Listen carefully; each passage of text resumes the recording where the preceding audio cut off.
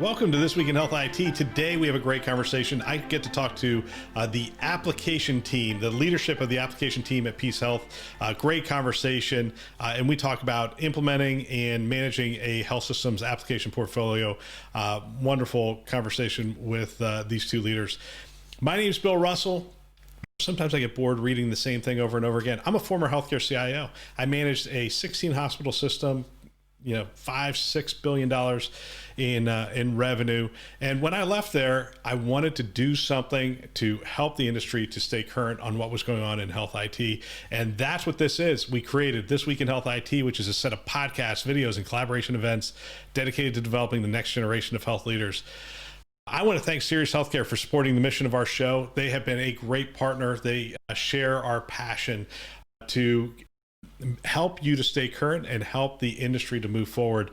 And I want to thank them for helping us to expand our services going into this year. This is a great opportunity because at the end of the year, we're taking on a whole new set of sponsors. And I want to make you aware of it. And you might be saying, hey, I'm not selling anything. I work for a health system, but you work with people who want to get the message out. So you might want to let them know that there's an opportunity to be a part of This Week in Health IT, to support what we're doing, to get the word out and to create these shows, but also to get their message out. We are approaching close to 250,000 downloads of the podcast this year. And that's an awful lot of rooms at HIMSS to fill of people that are listening to this show, to get to stay current and to get information on what's going on in the industry. And so if they want to get their message out, this is a great way to do it. Our channel sponsors have found that out. Our weekly sponsors have found that out. So we're in the process of taking on new sponsors for next year. If you know of anybody, let them know. If you're interested, reach out to us. hello@thisweekinhealthit.com. Now, on to the show. All right, so today we're going to have a fun conversation. We're going to talk about selecting, implementing, and managing a health systems application suite. And I get to talk to a lot of CIOs and we talk strategy. It's nice to go get one level below that to the people who are actually in the weeds doing the work. And so I'm excited to have two of the leaders from PeaceHealth with me, Amanda Bass, the Enterprise Application Manager, and Molly Katsanes, Director of Applications, is with us as well. Good morning. Welcome to the show. Good morning, Bill. Thanks for having us. Yeah, so this is really good morning for you guys because we are on opposite ends of the coast, and you guys were kind enough to take a morning show, but nothing's really going on in your world, so it's probably not that big a deal to. Not a thing. Yeah. Not a thing. So Molly, you were just some people might not know you as Molly Katsanes because you were just recently married. And actually, I just want to start with that story because I think it's fascinating because you got married a month and a half ago, and I think people are wondering, like, what does that look like to get married within a pandemic? We've heard some interesting stories. My son actually got married in February. They took their honeymoon in France and got back. And when they got back, they closed down France. Like you couldn't go in or out of France. So they literally got married. They felt like the last people in and out of the country. Give us a little of your story. If you're okay with it, give us a little of your story. I Sure. think it's interesting. Your son got in the nick of time, that's for sure. So when the pandemic hit, we were planning to get married in September, and that's the plan that we did go through with. But of course, we had a larger wedding planned at a venue in Portland, Oregon, and we thought we were fine. No worries, this is all going to be done by then. Turns out that wasn't the case. We have family from California. They weren't going to be comfortable traveling, and we really weren't comfortable bringing everyone together and putting folks at risk. So we went through a couple iterations. We ultimately got married in our backyard. It then rained. So we had to then adjust again and transform our garage into a reception space. But everything that mattered was there. Our family, a couple of our closest friends, and it was a very special day. But I guess in everything that we're experiencing in this year, we just had to go with the flow and adjust as we found it. The other interesting part to that timing, and I didn't plan my date around this, it fell the weekend before, but we did a 4-version Epic upgrade the weekend before I I got married. And so we were in the command center working. Amanda, who is here, was my lifeline, keeping me sane through that whole time. And then I had a great team that picked up the remaining work, which the upgrade went extremely well. So we were very thankful for that. And I was able to take a week and a half off to enjoy a honeymoon. So it was a crazy time, but it turned out to be so special. So you guys are I mean, it's the reason I love talking to you guys is you're the ones who make the CIOs look good, right? So you're the ones who have to roll with the punches, make sure the applications get out there, respond to cyber attacks and all those things. So you guys are the ones who are really able to roll with the punches. Did you have a waterfall approach to your wedding, or did you have an agile approach to your wedding? I think it was more agile. It was just make a change and get it out there. Make a change and get it out there, and see what happens. And it was up to the last minute. It was great. It was wild. All right, it is a great story, and congratulations on your wedding. Tell us a little bit about PeaceHealth for those who aren't familiar with PeaceHealth. Yeah, so PeaceHealth is a Catholic not-for-profit healthcare system out in the Northwest area. So we have hospitals and clinics covering Oregon, Washington, and Alaska. We have 10 hospitals that range from level 2 trauma centers down to critical access hospitals, and a network of about 200 different clinic groups. Our employee count is around 16,000. And we have roughly about 1,900 providers within our network. We're based out of Vancouver, Washington. That's where our corporate offices are. But we have caregivers, especially on the IT side, spread across our different networks. Yeah, so you're essentially that upper west area, and I think when people hear Alaska, they're like, oh, that's. But if you serve in Washington, a lot of times there's a lot of connections between Washington and Alaska, so that's a pretty logical connection. So yeah, let's talk about roles. So Amanda, welcome to the show. Give us a little background on what your role is. All right, good morning. I'm manager of enterprise applications, so I manage all the inpatient applications on the Epic system. So inpatient ClinDoc store orders, also the ambulatory application on Epic, as well as all the patient experience modules. So Haiku Canto, Epic Care Link, Care Everywhere, and the most popular MyChart, so our patients can get into their EMR at any time. So a very large group. Yeah, and that's pretty significant set of applications. Molly, what's your role? So my role as the director of applications is I support all of our clinical applications, but in my role, I also support all of our business applications. And that's where I came up through. I came up through the business applications world within healthcare. So your ERP, your workforce planning, your credentialing. And then actually at the very first week of the quarantine this year, I took the position as director over the clinical applications and business applications. So I split my time on both sides. So how many applications do you currently have at PeaceHealth? Do you have like an inventory that you're tracking? We do have an inventory, and I actually looked this morning when I saw that question just to want to get you an exact number. 799 is. It's interesting because when I came in, I thought, oh my gosh, we have 900 at the health system I was at. I was like, we have 900 applications. And I said that at a meeting and people are like, 900. Call me when you get to 1,500. That's a pretty common phenomenon within healthcare. We have a significant portfolio of applications. Do you guys have an application rationalization focus for your organization? So we've attempted to dig into application rationalization proper over the course of the last number of years. And we've done it in parts. So we've built up the inventory. So I was able to go in and see, yes, this is the inventory of our applications.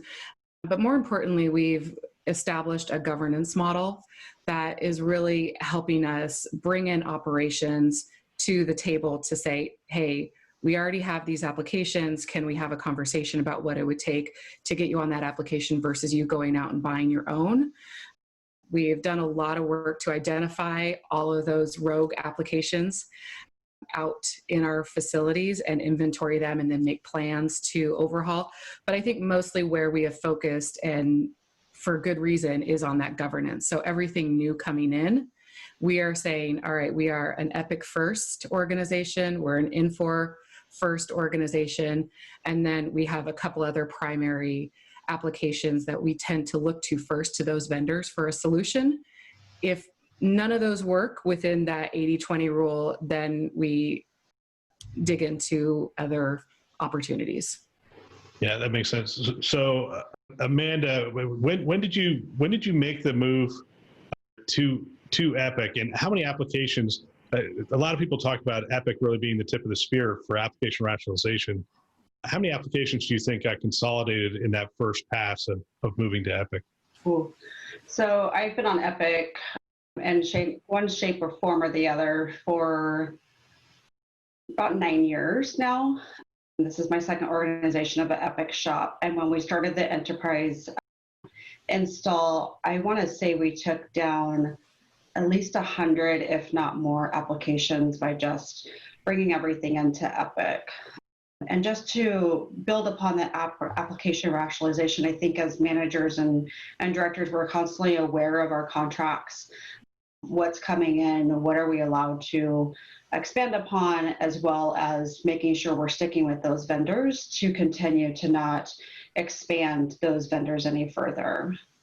So yeah, really the enterprise go live really did start to slim that down. And I think it's become a culture that we have become Epic first, as Molly was saying.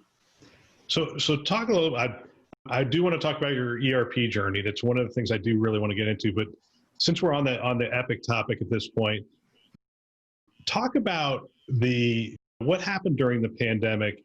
What were the kind of things that you were asked to do within the EHR, with telehealth, with some of the other modules? What were some of those things that you were asked to do, and what are some of the things that PeaceHealth did?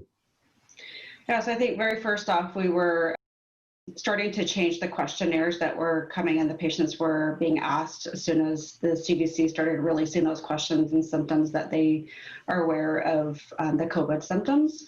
That was our first kind of snowball, if you will, of the work. And we started to see that building up further as well with the labs. The labs were a big body of work to make sure we have the right swabs, the right tests, the orders, etc.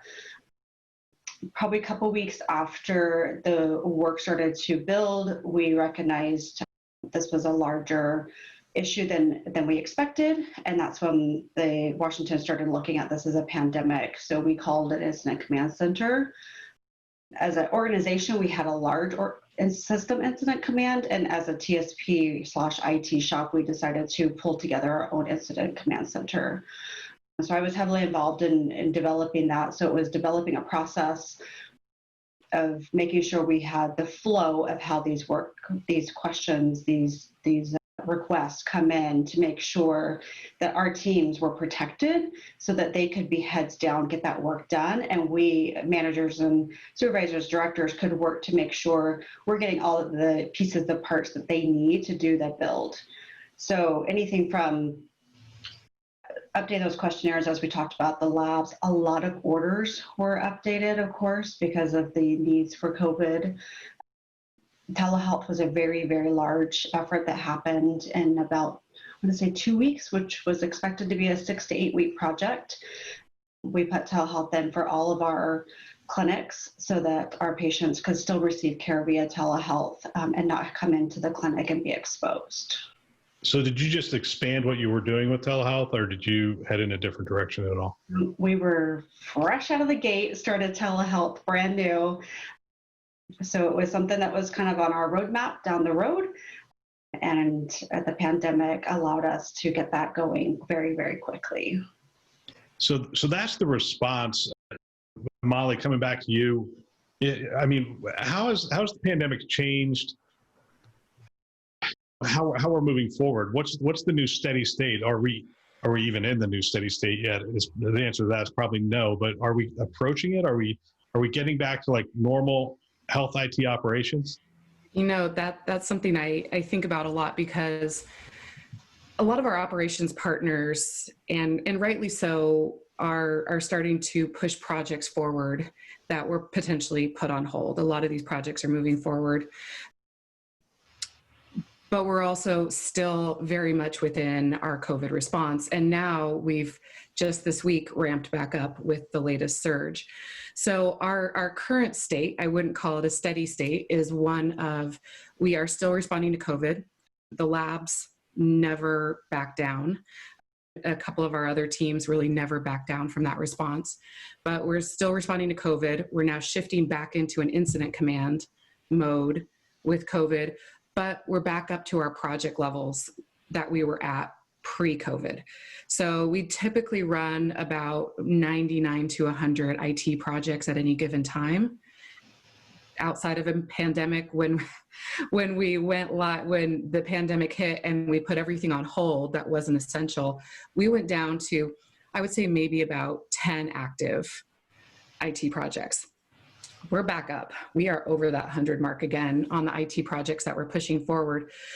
So our new state is that of, how can we take our teams and keep the focus on COVID, but also respond to our organizational needs to keep some of these projects going. So staffing is a huge consideration right now.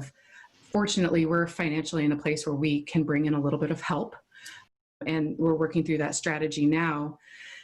But how do we keep the focus on COVID so we can respond to our organization needs right away? How can we keep some of these projects going that now are very critical? Some of them are very critical to our repositioning and our financial stabilization based on what we went through with COVID. So we're still defining our steady state at this point, and it's an extreme challenge, and something I am so grateful to have the leaders that I work with every day, Amanda and our whole leadership team, because we're just in constant troubleshooting mode, but we're keeping that energy high. So from an operations standpoint, are you guys taking the upgrades like you normally do, and you're back to the steady state operation never really cease? So you're doing all of those things, plus you're taking on the projects. Am I hearing that right? Yeah, that's right. So the upgrade that we took in September was originally planned for May. When COVID hit, it got pushed out to September, thinking everything was going to be great. And when the summer wore on, the determination was made by our organization and our leaders to let's move ahead with the update. We were very much behind. Now going into 2021, we're actually moving into a quarterly cadence, as many organizations are with Epic. And that is just another piece of that staffing puzzle, that challenge. Based on our size, our IT organization, we have about 324 caregivers within our IT department. So we don't have a large mass of resources to say, you go do this, you go do that, you go do this. We do have to have a significant amount of flexibility. So we're working through that as we speak. Yeah. Well, let me transition to ERP a little bit here. So, because I've wanted to have a conversation on ERP, and that is your background, Molly. And a lot of health systems are now making this transition. They did so much EHR work for the last 3 to 5 years, and now they're starting to pay attention to the ERP. Tell us where you guys are at, where PeaceHealth is at on your ERP journey. Yeah, so we're a little bit ahead of most organizations, as I hear it, listening to the community. We actually just finished, it's been a year ago now, we finished an upgrade to the Infor version 11 cloud, September 2019. So just over a year ago. And that project kicked off October 2017. So between October 2017 and October 19, we were in full-blown ERP upgrade and redesign mode. Essentially, we went through a whole reimplementation where we started, we were already an N4 customer. We were on N4 version 9, and we also had a design that was based on a non-shared services model. So it was originally designed when we were very disconnected as an organization, very separate within our states, within our facilities.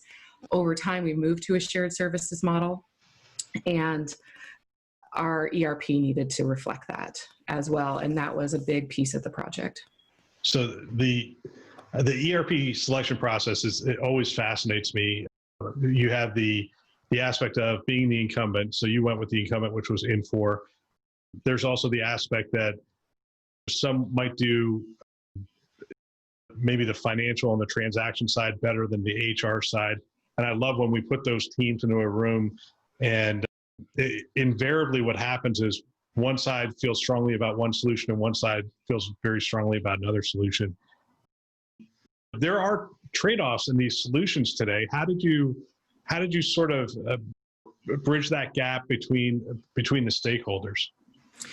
It was a challenge, certainly, but it was a necessity. And I think all parties knew that it was necessary to come to an agreement where they knew there were going to be trade-offs, but we needed to get to a place where it all flowed together and worked together. Like I said, we started on N4 in 2008. Our system worked well enough for our organization at the time, but there was a lot of customization. There was a lot of magic in the middle. Our HR org structure did not match our GL structure. So flowing from rec to check and any of that reporting into supply chain was a challenge. And things broke a lot. We could not easily upgrade. So when we went to go do the vendor selection, we did look slightly. I wouldn't say we did a full analysis of other vendors, but it was determined that we were already on N4. N4 at the time was showing best in class for that full suite as you weighed out all the pros and cons. Our biggest review going into this project was, would we stay on prem or would we go to the cloud? Because in 2017, the N4 cloud offering was very, very new. And it still is very, very new today. But it was more that question of, do we go into version 10 and stay on-prem, or do we leap and go to version 11 and move into the cloud? And we ultimately chose to leap and make the move into the cloud. It's really interesting. The implementation of these things are so important. I was talking to a CIO yesterday, and he said he went into a meeting and they were talking about how bad a system was. So he came back with a couple slides and said, "Hey, what if we implemented this system? Would you be excited about that?" And I said, "That looks like exactly what we need." He goes, "Great, because that's what we have. We just need to implement it right." And that's an old CIO trick, but essentially the implementation of these things is where the rubber meets the road. And we heard this with the EHR. The implementations had to continually be optimized. We had to keep doing that. Is the same true with the ERP? Once you implement, is it just a constant iteration cycle of optimizing the platform? Oh, absolutely. And in fact, we are right in the beginning stages of a defined optimization project. So we had a consulting partner come in, interview a number of our users, from our back office power users to our managers to all sorts of just that standard caregiver who is just logging in to view their performance evaluation. So they came in and did a full survey, found a set of pain points, and now we have, I believe it's about 17 projects that were just delivered to us to say, hey, if you do this, you will take care of these pain points. And so just this week, we're reviewing that statement of work to move forward on the first grouping of projects. And I'll tell you right off the bat, it's a lot around some of the basics. Just how do we take this new structure that we have, our HR org structure that now matches our GL?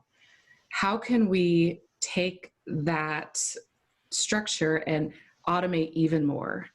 So HR is based on the caregiver's manager. Finance likes to deal more in the manager's department. And so how can we fit all of this together? And there are ways, we just need to optimize. The other big one is reporting. Always reporting. Always. So that's another big piece we're going to tackle. And then a few things in supply chain. Mobile supply chain is always a challenge, getting those processes going. So yes, optimization. We are a year out from our go live, and now we're starting into some strategic optimization. Yeah, reporting is interesting to me. They're like, because whenever they talk to me about their canned reports, I just look at them. I'm like, our health system's different. I mean, it's invariably you have to create so many custom reports. Amanda, I want to come back to you. We have this. We put so many of our workers out of the home, and you have a significant part of the organization. Talk to me a little bit about how the work from home experiment, a pilot or whatever, how that's gone for you, and what are some of the challenges that you and your managers have faced? Yeah, so I actually think it's been really good for our group. Especially we have folks in all different locations. And so all of us being virtual has allowed us all to come into one platform for communication. So we actually saw with our Epic upgrade, we had our very first virtual command center, and we received a lot of feedback that it was actually better because the communication was seamless. We had one platform, one way of communicating. I will say the biggest challenge is probably getting my people to take breaks. They want to work constantly. They want to get stuff done. They want to do the right thing for our communities, which is why we love them and why they are great at what they do. But getting them to take breaks and getting them to sign off at an appropriate time is probably our biggest challenge to prevent burnout. But I think overall, it's been a very good experience. I've heard a lot of great feedback from my direct caregivers and others. A few, of course, missing the interactions with people in the office, but for the most part, they're really enjoying being home and being able to be heads down and get their work done and not have that commute time back and forth. So are you still doing at the elbow kind of support just with people who are practicing distancing and those kind of things? No, so for the IT side, we are not doing at the elbow support. We are all virtual. We do have our training staff who they will provide the new employee training on a monthly basis, and they do have classroom training, but it's very limited to 8 people per training room. So they are trying to do as much virtually, also by the Learning Home dashboards available in Epic, really pushing out the materials to the system so they can grab that at the moment when they need that as well. So you took an upgrade while virtual, and you're probably planning some significant work while virtual. What are the things you're finding that are more effective in this virtual environment? I would say Handsdown Communication. Again, we have one platform, or not just an email, and I think email is, I think every organization, it just gets overwhelming, and you just try to get through what you can get through, right? Email is the second worst form of communication. Actually, third worst form of communication. Second is texting. First is tweet. So yeah. That's the line of poor communication right there.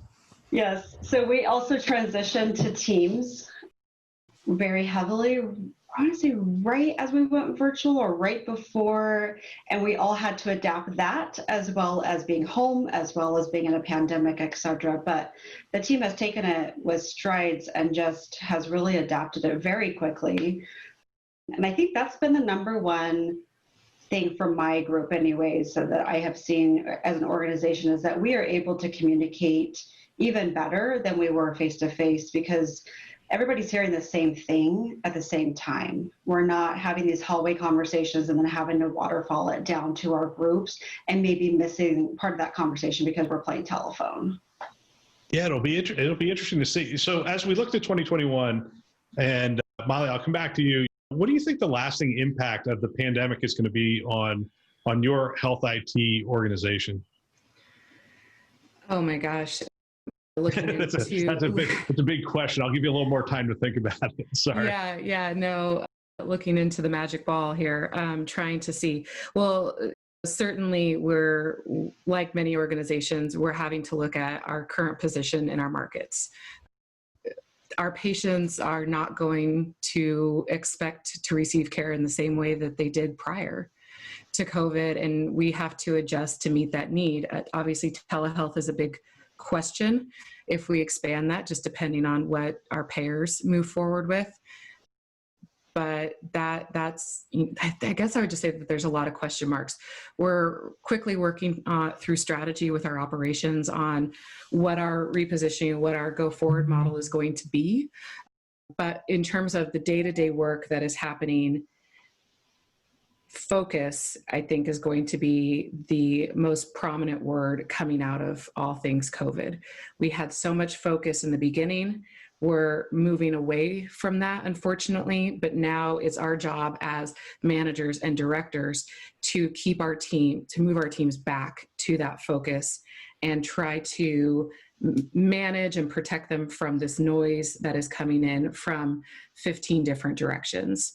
And that is the challenge, is to say, hey, look, when COVID hit and we had all of this focus to get work done, we were churning work out to operations quicker than they could operationalize it. Now we're in a place where that expectation is still there, but we have the layer of all of the other steady state, whatever that is going to look like, on top of us. So redefining the work, helping our teams understand their focus in a virtual environment with things changing daily. That's whatever we get to in that world, and hopefully we get there quickly. That's going to be what 2021 looks like. And I can't tell you exactly what that whole world will be. Yeah, no, but I love that idea of focus, and the expectations have changed. And I think it's interesting. I appreciate Will connecting us. Great. I mean, I think this has been a great conversation. I really appreciate it. And I feel for you, by the way, because your CFO was in charge of our financials at the health system where I was the CIO. And it's a catch-22 because he believes in technology and he's brilliant, so he'll find the money. So I have a feeling your project list is only going to grow. So on the off chance that he's listening to this, I'm going to remind him what I always used to remind him, which is you have to prioritize. So if Darren happens to be listening to this podcast, that just a shout out that you have to prioritize. You can't do it all. So, hey, I want to thank you guys. This has been a great conversation. Yeah. Thanks for coming on the show. Thank you, Bill. Thanks for having us. This is great. Yeah. Thank you so much for the opportunity. This is awesome. Appreciate it. That's all for this week. Special thanks to our channel sponsors, VMware, Starbridge Advisors, Galen Healthcare, Health Lyrics, Sirius Healthcare, Pro Talent Advisors, Health Next, and McAfee for choosing to invest in developing the next generation of health leaders. We really appreciate their support. Don't forget to sign up for Clip Notes, send an email, hit the website. We want to make you and your system more productive. This show is a production of This Week in Health IT. For more great content, check out the website, thisweekhealth.com. Check out our YouTube channel. We continue to modify that and make that better and easier to find things that you are looking for there. Please check back. Every Tuesday, we do Newsday. Every Wednesday, we try to do a solution showcase. Every Friday, we do interviews with industry influencers. And we will continue to do that through the end of the year. And then we have some interesting things lined up for the new year, and I can't wait to share those with you, and we will start sharing those with you here shortly. So thanks for listening. That's all for now.